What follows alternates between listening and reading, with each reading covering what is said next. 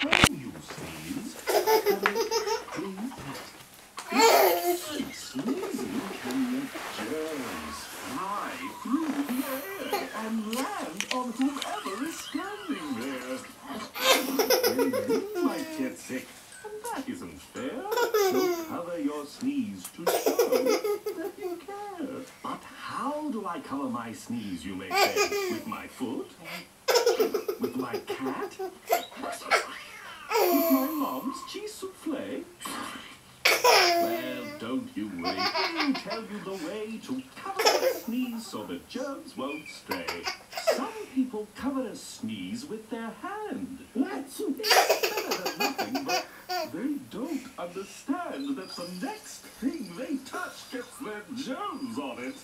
And that's not exactly what they had planned.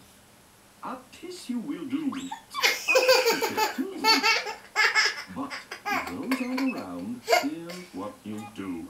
Cover your sneeze with your arm. Then those germs won't get away from